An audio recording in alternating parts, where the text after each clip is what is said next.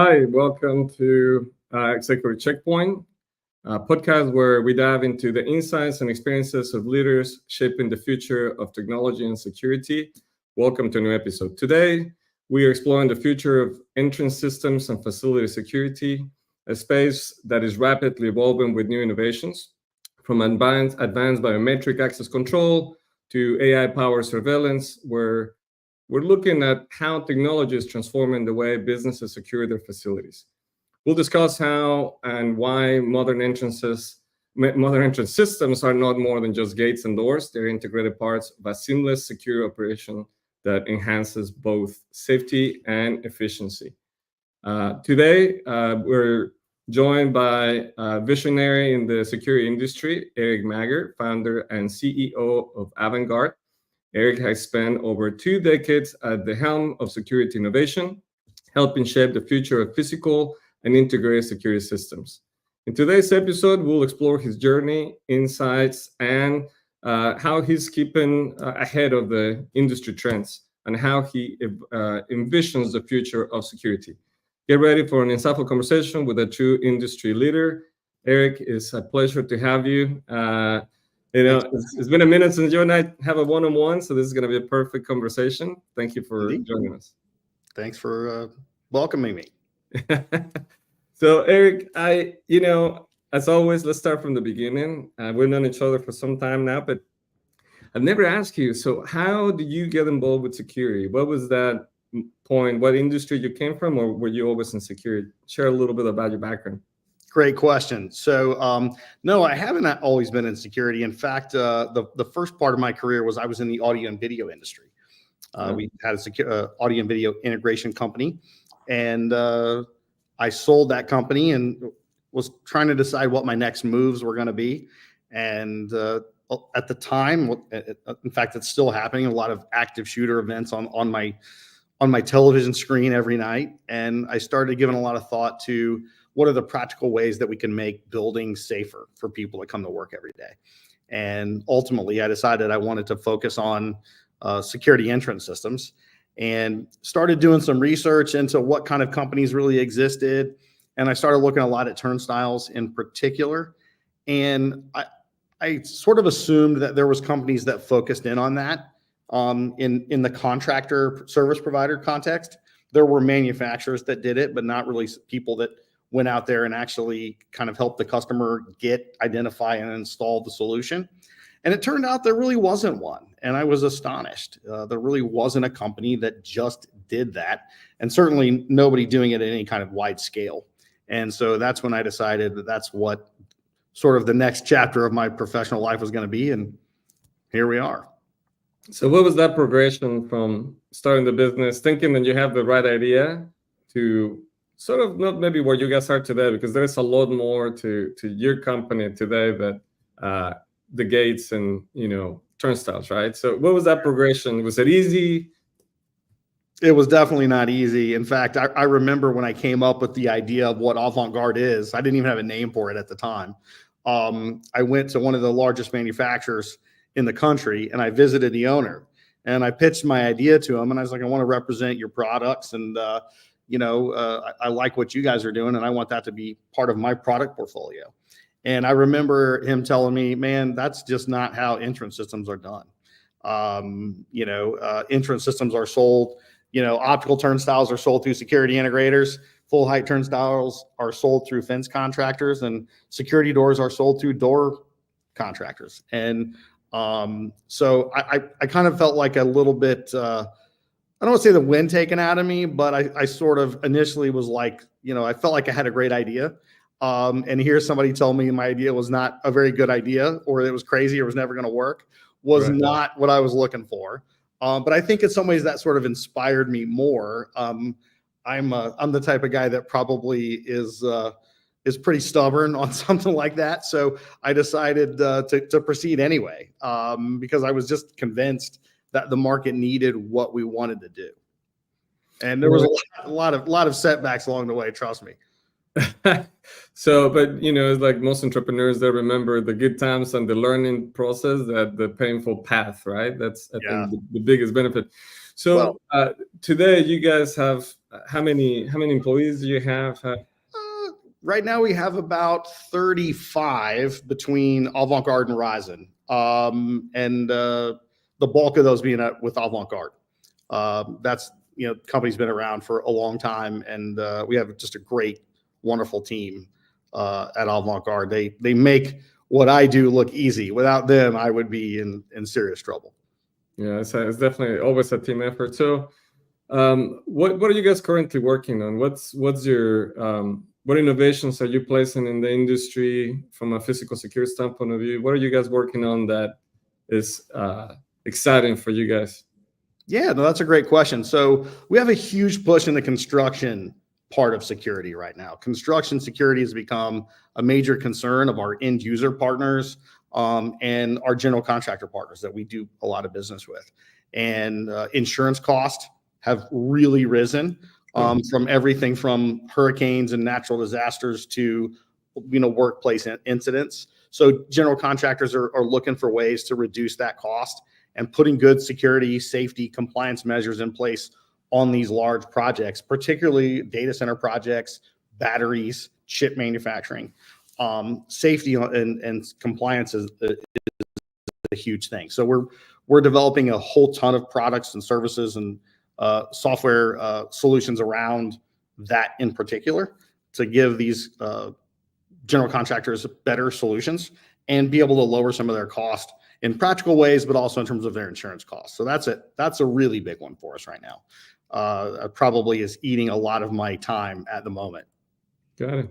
Well, interesting enough, you mentioned insurance, right? Which is something that sometimes I think is not a conversation we have in the security space, in the sense that is the reason why someone is moving in a certain direction, investing money. So how do you guys landed in this technology? I mean, was it a conversation? Is it a particular industry?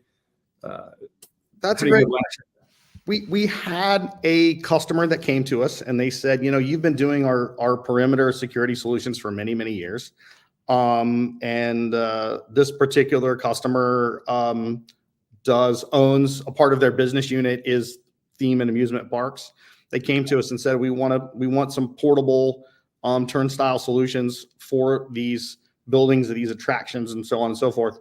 And there were some other players in that space, and they just weren't super thrilled with the solutions and services that were available. And they asked us to do a custom thing for them.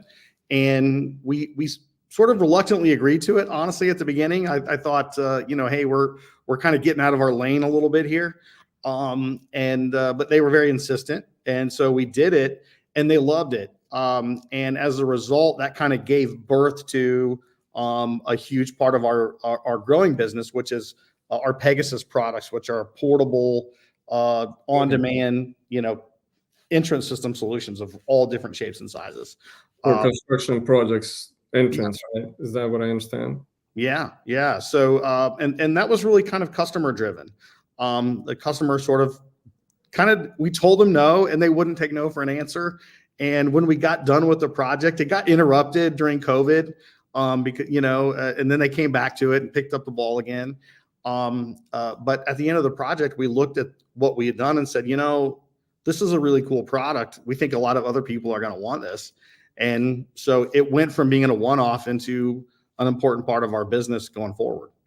So to me, what that says is how important it is for us to keep for manufacturing and leaders in the industry to keep the need of the market as at least as a guide, right? Where you guys might have not been your forte, but jumping in. So is there at that point that you figure it's important for us to have those conversations with our customers? At what point does that included the rest of the growth of Avant-Garde? Yeah, it was one of those things where I thought on it for a while. I think in my role in leadership, part of my job is to try to look around all the corners and figure out what's next for the industry and our companies as a whole. And I felt like it was something that we needed to pay a lot more attention to. And I think as a general rule, it goes to one of my sort of core ethoses as an executive, as a leader, which is, in my younger years, I would feel like that I was doing my job well when I was busy. and when my calendar was full, like I was somehow maximizing my time. And Sure. Work hard, right? yeah, and so now I recognize the most important thing I can do is think. To have time set aside for just my own thoughts, that sort of strategy. I call them thought exercises, kind of playing things out. What might work, what might not work, what are the challenges we might face going down a particular road or into a new product category. And so you really use that in that. I spend a lot of time thinking about, does this really make sense for us? Is our customers going to respond to it? Can we bring value? I think one of the things that's important for every company to do is, if you can't bring value to a product or service, there's no reason for you to do it. If somebody else is already doing it exceptionally well at a really competitive price, you're probably better off to put your efforts somewhere else. And that's very much what we do. And so we looked at that particular market and decided that customers were not being well served, both in terms of the technology, the advancement of the product, and in terms of the pricing and overall ease of owning it. That one of our key things is we go to the job sites of all of our clients, and we help them solve their problems in a very real, on-demand, boots on the ground way.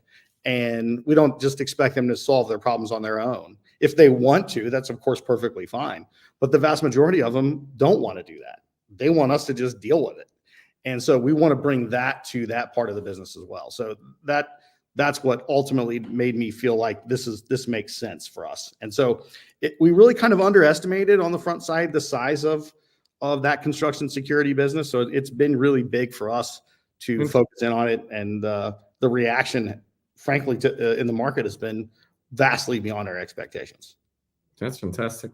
So, we're talking about innovation. We're talking about strategic conversations or exercises in your case, sitting down and thinking about the future of the company and the industry as a whole.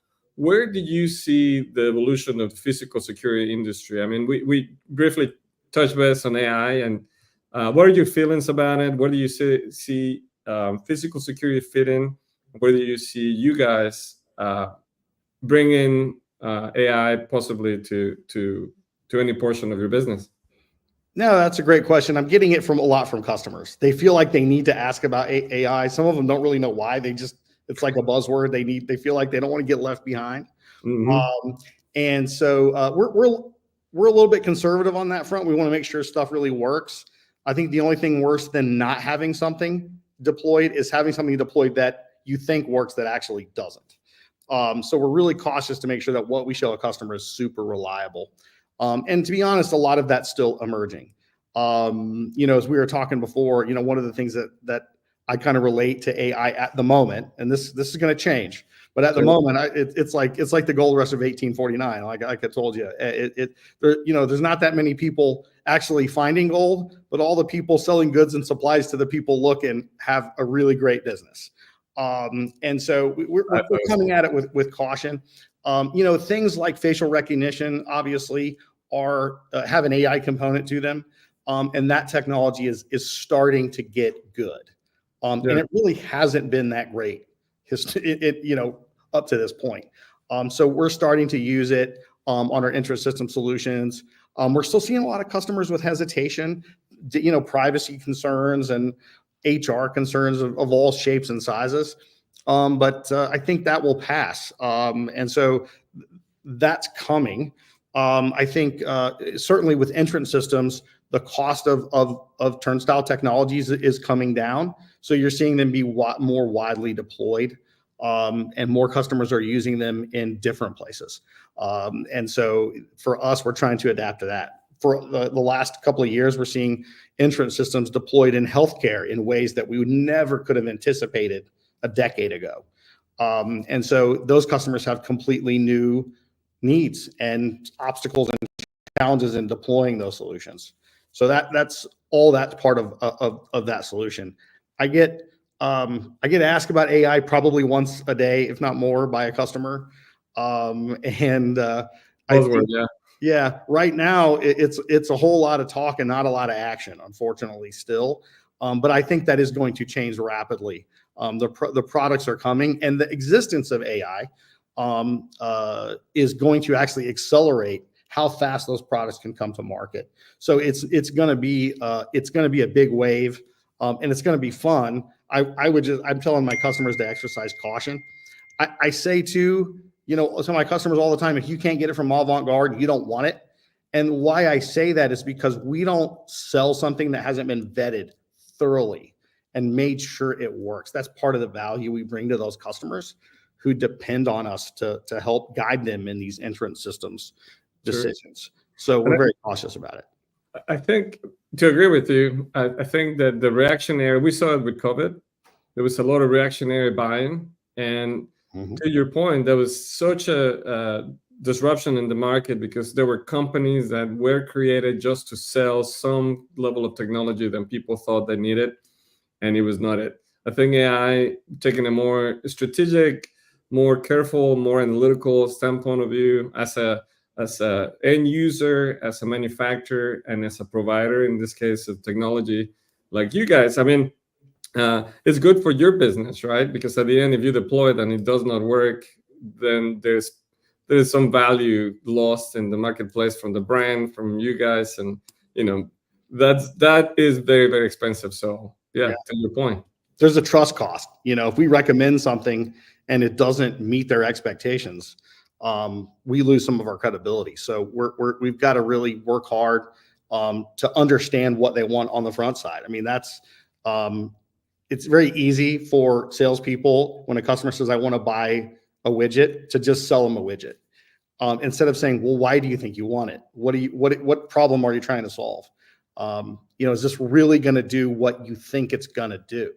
And make sure their expectations are appropriate for whatever it is their problem they're trying to solve. And I think we do a pretty good job at it, but we're constantly trying to get better. Well, all right. So shifting a little bit in the conversation, I'd like to get some wisdom from you for our audience that, they're security professionals, they understand the product, but what are the common misconceptions that you see from security professionals? We're talking maybe security directors or security integration groups about physical security. What do you see out there that you wish it could be corrected, or what would be your message to those groups? That's a great question. I think one of my messages to security professionals is you got to be your own center, be your own advocate. When I started this company, everyone told me it wasn't going to work. I mean, everybody. So you got to believe. Part of, I say, entrepreneurship is, you kind of have to be a little crazy because you got to believe you can do something that other people can't do, which is kind of irrational in some way. And so that would be one of them. The other thing is, customers don't know what they want until you show it to them. So, sometimes what I see happening, particularly in the security industry in particular, is they think their job is just to give the customer what the customer asked for. And that's not really their job. Their job is to understand what the customer needs so that you can help them solve it effectively. And that's probably the biggest thing that I see every single day. And I would also say, in terms of, security professionals, and that just, hearkening back to the AI stuff we were talking about a moment ago, don't be distracted by the noise and the fads and all of that. Focus on the fundamentals. What really works, what makes sense, what's efficient. And over time, that's going to change. But you got to stay focused. It's kind of like, if you compare it to like you look at like a Warren Buffett or something, and the stock market moves up, it moves down. He never flinches because he's not making decisions any differently one way or another. And you kind of have to take that same approach. You said something to me earlier, Yamato, consistency. Help me kind of rekindle that. Yeah. So, I shared with you that, I actually put this on my Instagram account because I thought it was so important. And I talk to my team about it all the time. So it's consistency over intensity, progress over perfection, fundamentals over fads. And, is AI a fad? Maybe a little. Maybe right now. It's not going to be a fad. It's real. But are we there yet? Not quite. Not in the security context, right? So right now it can do a lot of neat parlor tricks. How practical it is for security at this moment is, questionable. So, I think we just focus on what is this really doing? Does it really solve problems? Is it just, it's that old thing. We got to focus on not looking good, but being good. And sometimes that gets lost, particularly for security guys who are trying to, impress a customer or win a project. And my words of wisdom to them would just be to focus on what you do well and don't worry about the rest of it. Yeah, and I feel physical security does touch a lot of the technology that is going to evolve with AI. And I think some people listening will be like, wait, my industry is totally focused on AI. But in here, we're referencing primarily physical security. Now, speaking of technology and implementation, the big portion to do any of those is buying it, right? So what are the things that you will feel that businesses should balance between making an investment in physical security and their budgets?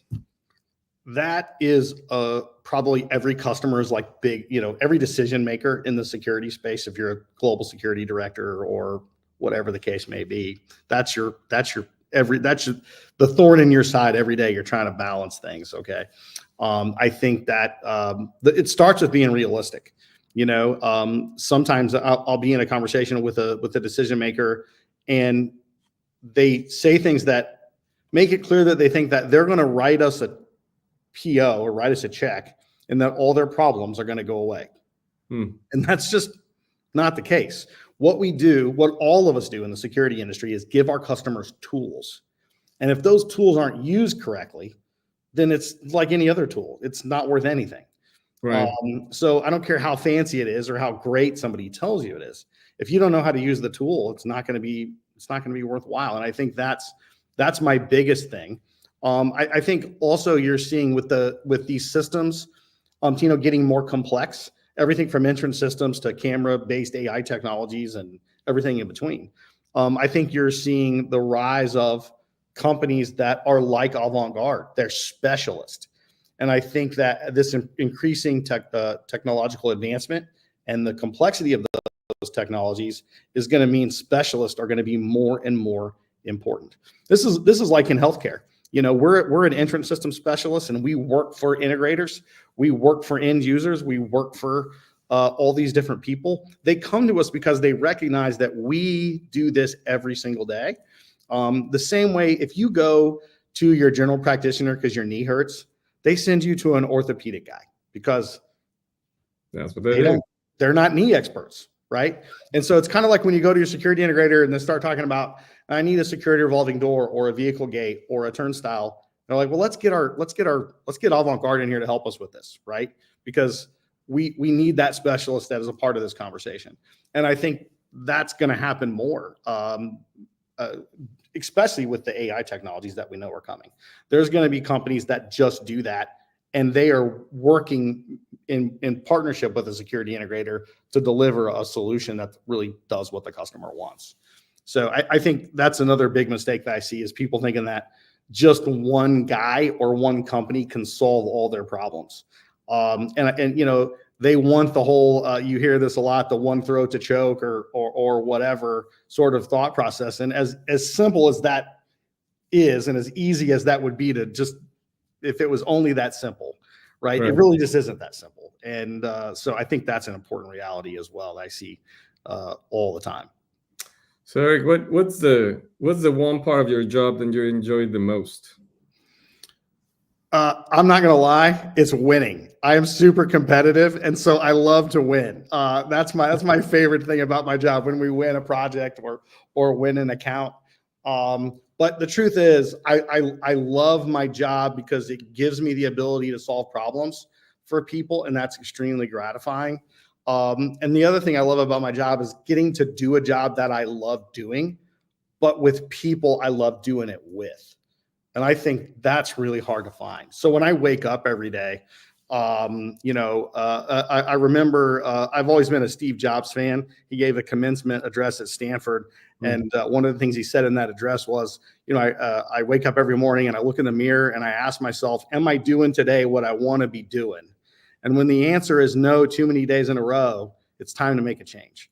And so I do that. I look in the mirror and I say, am I doing what I want to be doing today? And, I have tough days when I'm frustrated or whatever. Somebody asked me the other day, what I thought my company was worth. And I said, well, it depends on what day you ask me. If you ask me on a high blood pressure day, I tell you can have it for $50 and a ride to the airport. But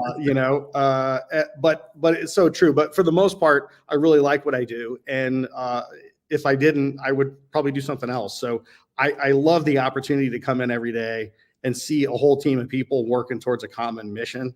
And to be a part of that is just, I can't even put into words how much I love doing it. So I think I'm able to bring that enthusiasm and the love for what I do to it. And probably people look at me like, how can you be that excited about entrance systems? And I totally get that because I'm a huge dork. But I love doing it. So for me, it's just it's the people, it's the work, it's the win. I love all of those things. So Eric, kind of leaning towards the end of the conversation, but I do want to hear your advice to yourself early in your career when when you were just started the company. What advice, knowing what you know now, would you give to yourself then? Oh man, that's such a great question, Tino. So that's an easy one. My advice to my younger self would be stop worrying about failing because you're going to. Success is built on failure. And if you fail, it's no big deal. You just learn from it and you get right back up and you go at it again. And that fear of failure, I think, certainly to my younger self, I'm a pretty tenacious guy, but I still fear failure the same way anyone else does. And I think that would be it. Don't be afraid of it. Don't be afraid of it. Embrace it. And I've gotten better at that. So I try to heed my own advice as best possible as I possibly can. But for sure, the younger version of me was much more afraid of failure than the present day version, and that's a mistake. Nice. Well, I think that reflects a lot on the culture and the success you guys are having. So, look, Eric, I really, really enjoyed our conversation. I'll keep you posted when we're doing a roundtable. Those are coming up. I'm bringing a couple people from different backgrounds and experiences to talk a common project or a common subject.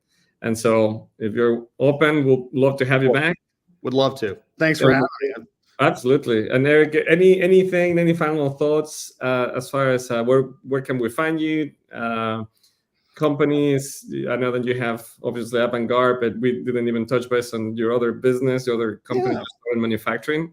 Can you tell us about it? I mean, look, if you Google the word turnstiles, you're probably going to see me top of the list. Our company, Avant-Garde. Rosin is our manufacturing side, which is doing great work in the construction space and other creative products and the solutions related to entrance systems. So you can check that out as well. You can find me on LinkedIn, Instagram, all of those places. Reach out and say hello, connect, and would love to chat with anybody to help them or just to talk about business in general. Excellent. And I will recommend to the audience, if you're watching this and you have comments about the conversation, advice, or complaints, we'll take them all. Bring them. And thank you for watching. Eric, again, thank you so much for your time. See you in the next show. All right.